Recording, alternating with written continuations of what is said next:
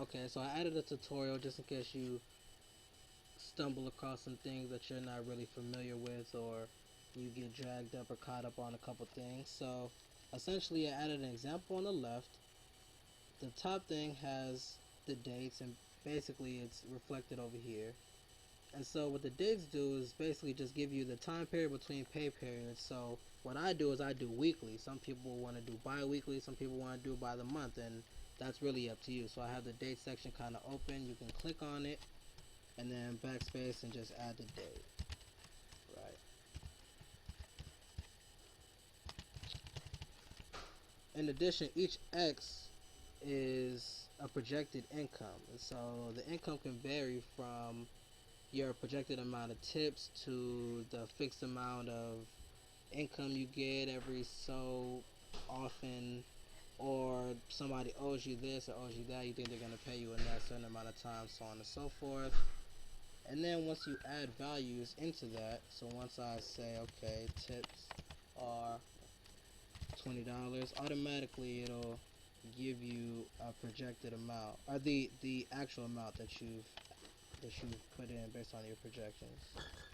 In addition to that, each Y, as reflected over here, is a projected expense, and these expenses are just accrued expenses that aren't exactly fixed. So of course you have your fixed costs such as gas for the week, maybe or maybe not even gas for the week. You may have your phone bill, your cable, your rent, so on and so forth.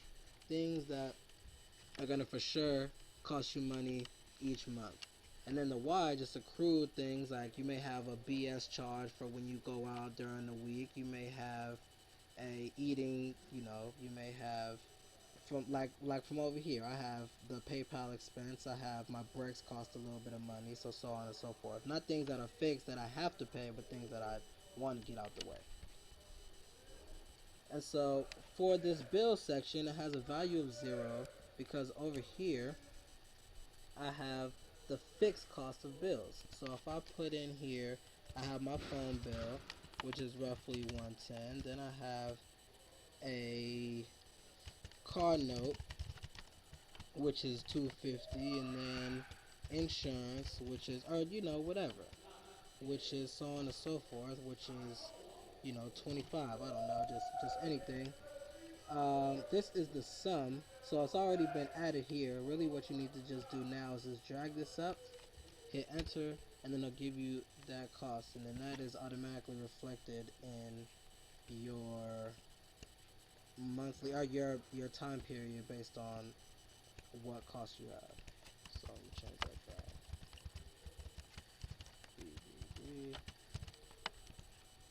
What else may you have?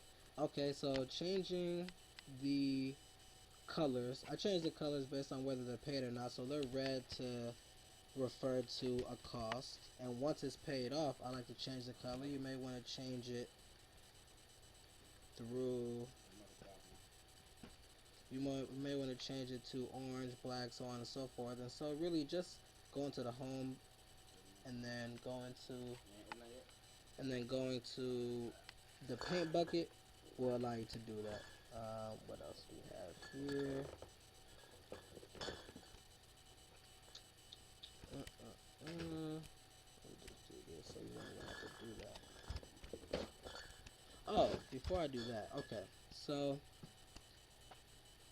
what else you may need is you may have more sources of income, or you may have more expenses. And so in order to change the sources of income, I put a little note on the side, but let me just show you how to do it. So you can click and drag everything under it,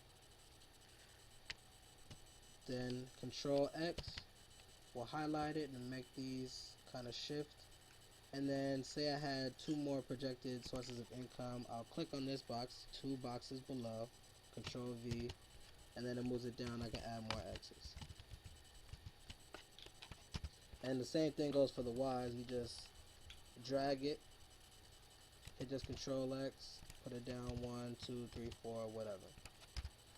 The Z is just a reflection of the sum of all these costs.